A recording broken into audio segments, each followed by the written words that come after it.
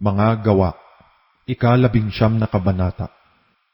At nangyari na samantalang si Apolos ay nasa Korinto, pagkatahak ni Pablo ng mga lupaing matataas ay napasa Efeso at nakasumpong ng ilang mga alagad. At sa kanila'y sinabi niya, "Tinanggap baga ninyo ang Espiritu Santo nang kayo'y magsisampalataya?" At sinabi nila sa kanya, Hindi man lamang namin narinig na may ibinigay na Espiritu Santo." At sinabi niya, "Kung gayoy, sa ano kayo binautismohan?" At sinabi nila, "Sa bautismo ni Juan."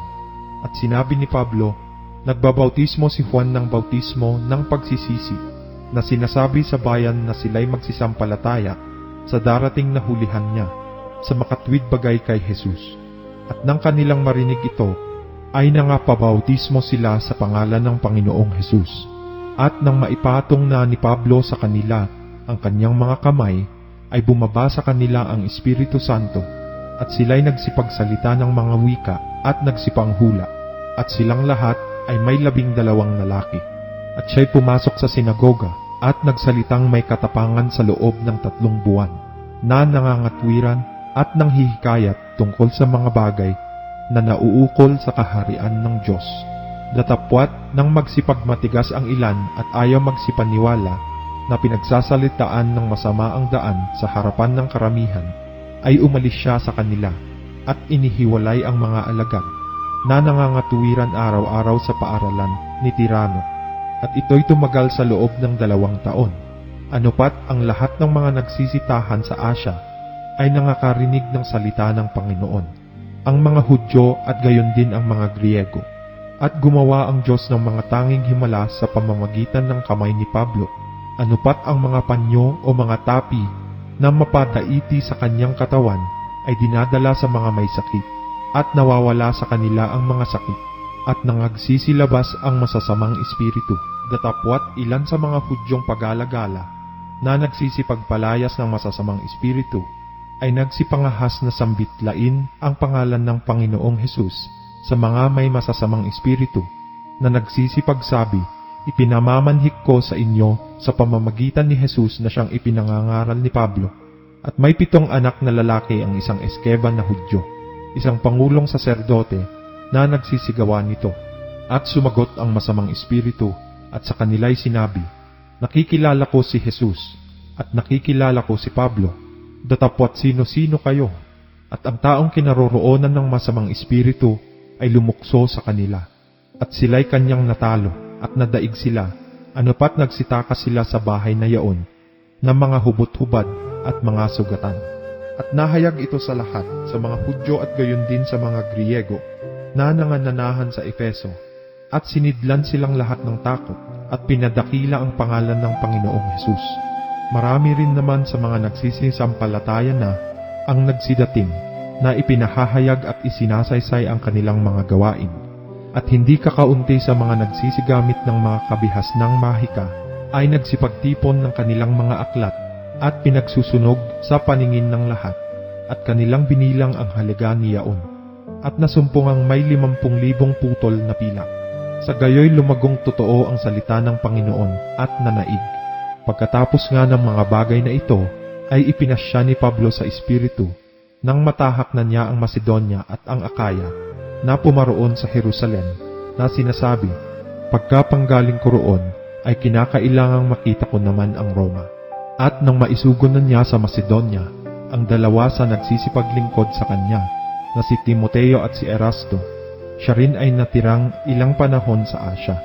At halos ng panahong yaoy may nangyaring hindi mumunting kaguluhan tungkol sa daan, sapagkat may isang taong nagngangalang Demetrio, panday pilak, na gumagawa ng maliliit na damba ng pilak ni Diana, ay nagbibigay ng hindi kakaunting hanap buhay sa mga panday, na sila'y kanyang tinipon, pati ng mga manggagawa ng mga gayong gawa.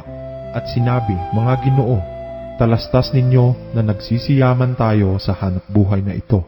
At inyong nakikita at naririnig na hindi lamang sa Efeso, kundi halos sa buong Asya, ay nakaakit ang Pablong ito at naghiwalay ng maraming mga tao, na sinasabing hindi raw mga Diyos ang mga ginagawa ng mga kamay.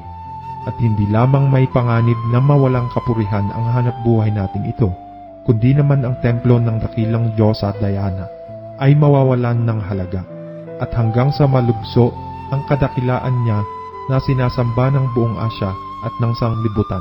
At nang marinig nila ito'y nangapuno sila ng galit at nangagsigawan na nagsipagsabi, dakila ang Diana ng mga taga-Efeso, at napuno ng kaguluhan ng bayan, at pinagkaisahan nilang lusubin ang dulaan na sinunggaban si Gayo at si Aristarco, mga lalaking taga-Macedonia na kasama ni Pablo sa paglalakbay. At nang inakala ni Pablo na pasukin ang mga tao, ay hindi siya tinulutan ng mga alagad. At ang ilan din naman sa mga puno sa Asya, palibhasay kanyang mga kaibigan, ay nangagpasugo sa kanya at siya'y pinakiusapang huwag siyang pumaroon sa dulaan. At ang iba nga'y sumisigaw ng isang bagay, ang iba'y iba naman, sapagkat ang pulong ay nasa kaguluhan, at hindi maalaman ng karamihan kung bakit sila'y nangagkatipon.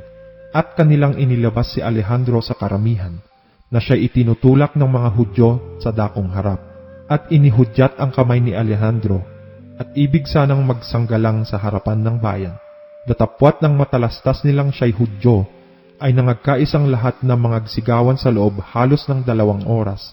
Dakila ang Diana ng mga Efeso. At nang mapatahimik na ng kalihim bayan ang karamihan, ay kanyang sinabi, kayong mga lalaking taga-Efeso, sino sa mga tao ang hindi nakakaalam na ang bayan ng mga Efeso ay tagapag-ingat ng templo ng dakilang Diana at ng larawang nahulog mula kay Jupiter?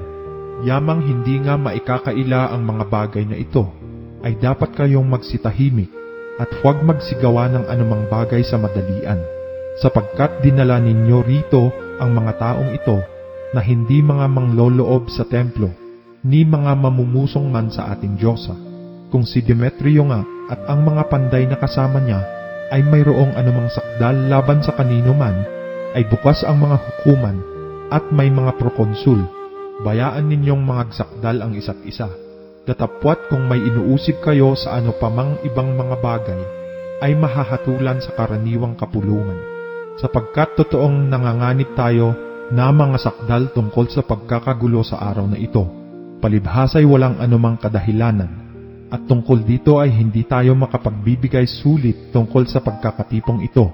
At nang siya'y makapagsalitang gayon, ay pinaalis niya ang kapulungan.